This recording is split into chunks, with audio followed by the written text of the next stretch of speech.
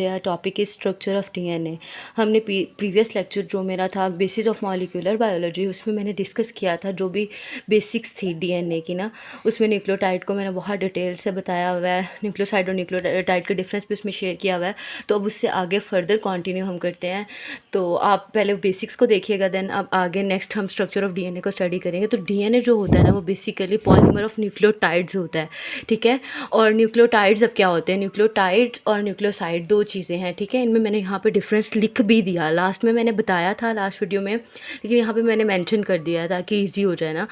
तो न्यूक्लियोटाइड जो है उसमें पेंटोज शुगर होती है और तीन चीज़ें होती हैं, पेंटोज शुगर, नाइट्रोजन बेस और फॉस्फेट ग्रुप। लेकिन यहाँ पे न्यूक्लियोसाइड में सिर्फ दो चीज़ें ही होंगी, पेंटोज शुगर होगी, नाइट्रोजन बेस होगी, लेकिन फॉस्फेट ग्रुप प्रेजेंट नहीं होगा न्यूक्लियोसाइड में, ठीक है।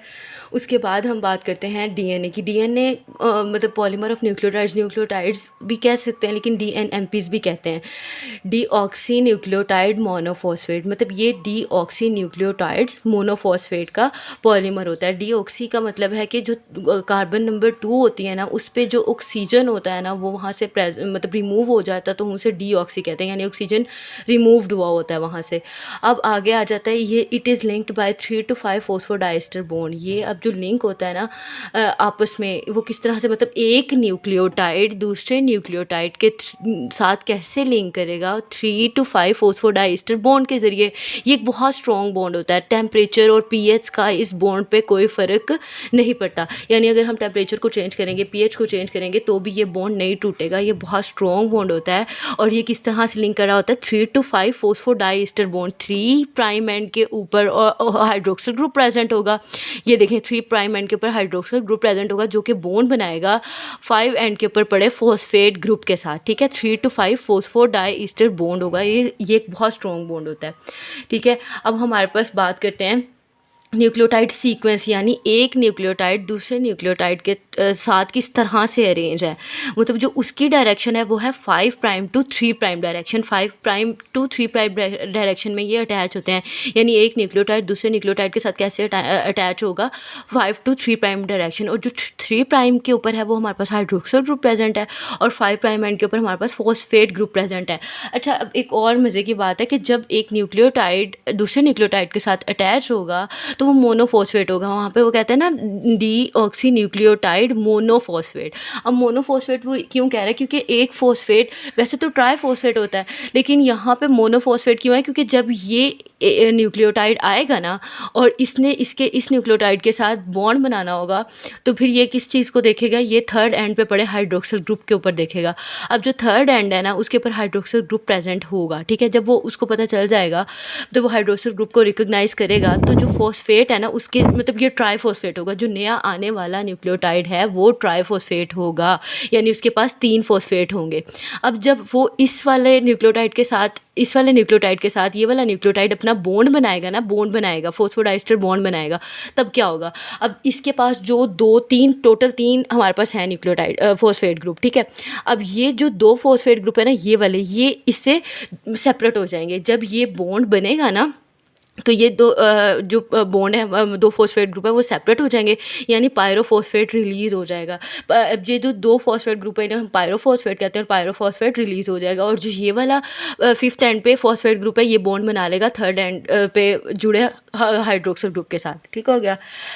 अब आ जाता है डीएनए। डीएनए के बारे में अब हम 2 चीज़ें दोबारा से डिस्कस करते हैं। यहाँ पे अब हमें पता है कि डीएनए में एक नाइट्रोजिनस बेसिस होती हैं जो मेन होती हैं, ठीक है। ये नाइट्रोजिनस बेसिस हैं हमारे पास, that was the nitrogenous bases एडजीसी, यानी एडेनिन, थायमिन, साइटोसिन और गवानिन, ठीक है। ये हमारे पास है नाइट्रोजिनस बेसिस। अब ये क्या होती हैं, हाइड्रोफोबिक होती हैं, यानी ये वाटर हेटिंग होती है। इन्हें वाटर से फोबिया होता है, यानी वाटर से बहुत डरती हैं, वाटर फोबिया होता है इन्हें, वाटर हेटिंग होती हैं। तो ये अंदर छुप जाती हैं, डीएनए के अंदर छुप जाती हैं, इनसाइड प्रेजेंट होती हैं। और दूसरी बात हम करते हैं यहाँ पे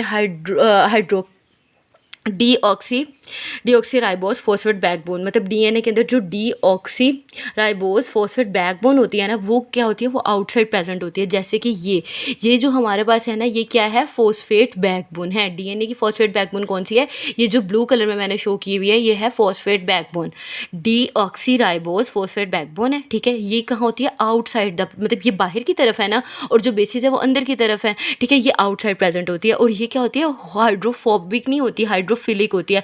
मतलब अब ये फिलिक का मतलब होता है लविंग। ठीक है, यानी ये हाइड्रो मीन वाटर और फिलिक मीन लविंग, यानी ये वाटर लविंग होगी, मतलब इसको पानी पसंद है, ये वाटर के साथ जो है वो अपना बॉन्ड वगैरह बनाएगी और वाटर लविंग होगी। लेकिन जबकि ये है, ये वाटर हेटिंग है, यानी हाइड्रोफोबिक है।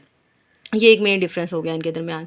ठीक है, और अब आगे आगे हमारे पास स्ट्रक्चर के बारे में हम रीड करते हैं। दो स्ट्रक्चर होता है, एक प्राइमरी स्ट्रक्चर होता है और एक सेकेंडरी स्ट्रक्चर होता है। प्राइमरी स्ट्रक्चर सिंपली क्या होता है, जब डीएनएमपीज जो है वो आपस में लिंक करती हैं, जैसे कि यहाँ पे ये डीएनएमपीज हैं, ये आपस में लिंक करती हैं, न्यूक्लियोटाइड्स आपस में लिंक करते हैं, तो वो होता है प्राइमरी स्ट्रक्चर। जैसे कि यहाँ पे न्यूक्लियोटाइड है, ये दूसरा न्यूक्लियोटाइड है, ये जब आपस में जुड़ रहे हैं ना, ये देखिए ये आपस में जुड़ रहे हैं, तो इसको हम सिंपली, ये प्राइमरी स्ट्रक्चर है, जहाँ पे एक न्यूक्लियोटाइड दूसरे न्यूक्लियोटाइड के साथ फॉस्फोडाइस्टर बॉन्ड बना रहा है, दैट्स सिंपल।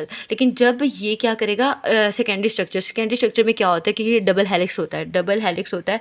हम सेकेंडरी स्ट्रक्चर में ये जो होता है ना, मतलब टू स्ट्रैंड्स होते हैं जो कि ट्विस्टेड टुगेदर, वो आपस में ट्विस्ट कर जाते हैं एक लैडर की फॉर्म में, ट्विस्टेड टुगेदर, और आपस में एक लैडर की फॉर्म में ट्विस्ट कर जाते हैं, ऐसे मतलब ट्विस्ट हो जाता है, मुड़ जाते हैं, गुच्छा बन जाता है, यानी वो राउंड कर जाते हैं एक दूसरे के, मतलब दो स्टैंड्स आपस में एक दूसरे के गिर्द राउंड हो जाते हैं, मतलब घूम जाते हैं, ट्विस्ट कर जाते हैं, तो उसे हम क्या कहते हैं, डबल हेलिक्स स्ट्रक्चर। ठीक है, अब इसमें क्या होता है, यहाँ पे थर्ड एंड है, थर्ड एंड जो है, अब ये ज़ाहिरी बात है, ये इधर जाएगा तो कौन सा एंड आएगा, इसके दूसरा एंड फिफ्थ एंड है, और एक साइड पे फिफ्थ एंड है तो दूसरी साइड पे कौन सा एंड है, थर्ड एंड है। अब ये टू स्टैंड है जो आपस में क्या किए हुए हैं, ट्विस्ट किए हुए हैं।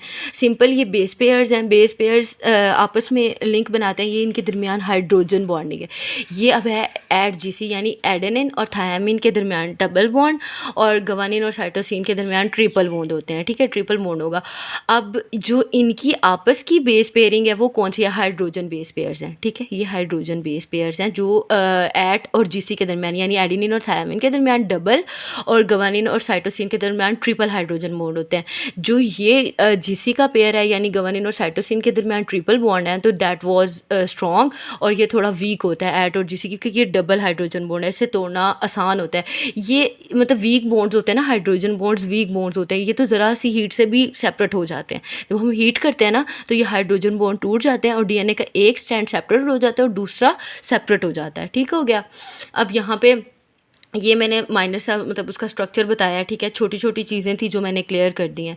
अब नेक्स्ट इसी से हम आगे कंटिन्यू करेंगे, और इसकी जो चारगास रूल और भी जो भी चीज़ें इसकी रह गई हैं वो इंशाल्लाह हम नेक्स्ट लेक्चर में स्टडी करेंगे। तो आज के लिए इतना ही। Stay tuned my juniors.